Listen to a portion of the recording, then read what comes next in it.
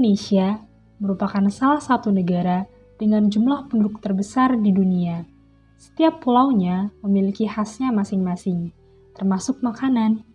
Kita punya banyak sekali jenis makanan, mulai dari masakan Padang, soto Betawi, sate, dan masih banyak lagi. Walaupun makanan khas Indonesia sangat beragam, bukan orang Indonesia katanya kalau belum makan nasi. Bukan cuma nasi, orang Indonesia juga punya ketergantungan yang tinggi sama makanan olahan beras lainnya. Tapi sayangnya, beras yang selama ini kita konsumsi sebagian berasal dari luar negeri. Produksi Indonesia belum cukup untuk menjaga stok beras di Bulog yang minimal 1 juta ton cadangan beras. Selain itu, kualitas beras yang diproduksi Indonesia juga kurang baik dan harganya juga lebih mahal daripada beras yang dijual oleh luar negeri. Salah satu penyebab produksi beras yang rendah dan kualitas beras yang buruk adalah hama pada pertanian.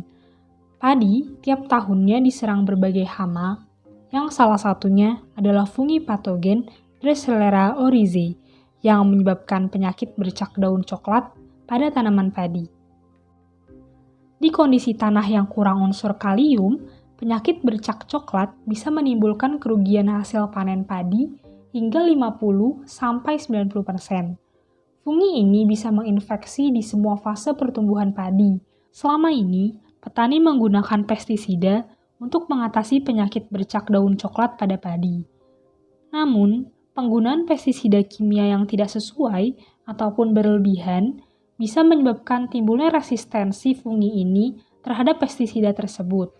Selain itu, penggunaan pestisida dapat membunuh mikroba lain di tanah yang berperan penting dalam proses pertumbuhan padi. Untuk mengatasi masalah tersebut, dilakukan penelitian dengan judul Analisis Metabolit Sekunder Trichoderma species dengan solid state fermentation pada medium sekam padi menggunakan metabolic profiling untuk biokontrol berkelanjutan tanaman padi. Penelitian ini dirancang dengan tujuan untuk menentukan spesies Trichoderma yang memiliki metabolit sekunder paling optimal dalam biokontrol Drosera oryzae. Berdasarkan hasil penelitian, fungi dari spesies Trichoderma memproduksi senyawa kimia sebagai metabolit sekunder yang bisa menghambat pertumbuhan Drosera oryzae, sehingga berpotensi untuk dijadikan biopestisida untuk melawan patogen tersebut. Spesies Trichoderma ini juga memproduksi enzim yang mendegradasi selulosa yang ada di sekam padi. Sekam padi sendiri menyusun 20% dari massa padi. Sekam padi ini merupakan limbah hasil pertanian padi yang selama ini tidak diolah dengan baik, karena tidak memiliki nutrisi yang dapat dicerna tubuh manusia. Namun, sekam padi bisa dimanfaatkan sebagai media pada fermentasi padat Trichoderma atau solid state fermentation, karena memiliki kandungan selulosa yang tinggi. Solid state fermentation adalah metode fermentasi tanpa menggunakan air, sehingga mendekati lingkungan alami pertumbuhan mikroba yang digunakan, yaitu fungi dengan spesies Trichoderma. Pemanfaatan sekam padi sebagai media fermentasi dapat mengurangi limbah pertanian dan mengurangi biaya produksi biopestisida.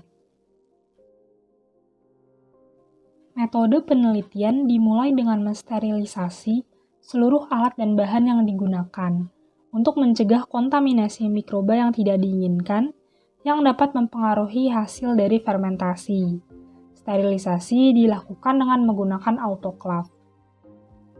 Kemudian, fermentasi dilakukan untuk masing-masing spesies Trichoderma dengan media padat sekam padi. Saat ini, terdapat 3 kandidat Trichoderma yang diperkirakan dapat dijadikan biopestisida, yaitu Trichoderma harzianum, Trichoderma virens, dan Trichoderma atrophyridae. Fermentasi ini dilakukan selama 7 hari. Kemudian, senyawa yang berpotensi menjadi biopestisida dihasilkan pada media fermentasi, sehingga harus diekstraksi dengan cara sentrifugasi. Senyawa hasil ekstraksi yang didapatkan kemudian dianalisis dengan Ultra High Performance Liquid Chromatography Tandem Mass Spectrometer atau UHPLC-MS. Hasil analisis yang dihasilkan akan dibandingkan dengan metabolit database untuk mengetahui jenis metabolit yang ada pada sampel. Selanjutnya, dilakukan uji sampel metabolit terhadap Drosera oryzae dengan kontrol negatif berupa metabolit hasil ekstraksi sekam padi yang tidak difermentasi. Uji ini dilakukan dengan wet filter paper.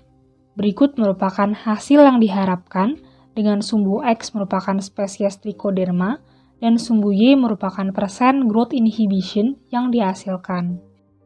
Data dari UHPLC-MS diolah dengan menggunakan PCA untuk melihat pengelompokan metabolit dari tiap spesies Trichoderma dan kontrol. Kemudian, data metabolit dianalisis dengan OPLCDA untuk membedakan sampel dengan potensi biokontrol tertinggi. Dari analisis OPLCDA didapatkan S-plot. Marka metabolit kemudian dipilih berdasarkan korelasi yang paling positif pada S-plot. Berikut merupakan contoh hasil analisis statistik dengan grafik A merupakan PCA score plot, grafik B merupakan OPLCDA score plot, grafik C merupakan OPLCDA validation plot, dan grafik D merupakan S-plot. Marka metabolit yang didapatkan diuji kembali aktivitas biokontrolnya. Data yang didapatkan kemudian diolah dengan Pearson correlation. Marka metabolit digunakan untuk menentukan spesies Trichoderma yang memiliki metabolit sekunder paling optimal dalam biokontrol Drosera oryzae, sehingga paling tepat untuk digunakan sebagai biopestisida. Berikut merupakan rancangan biaya yang sudah disusun untuk penelitian ini dengan total 32.460.000. Dengan adanya penelitian ini, diharapkan dapat membantu petani Indonesia dalam mengatasi penyakit bercak daun coklat pada padi dengan lebih efektif dan efisien, sehingga dapat meningkatkan produksi padi nasional.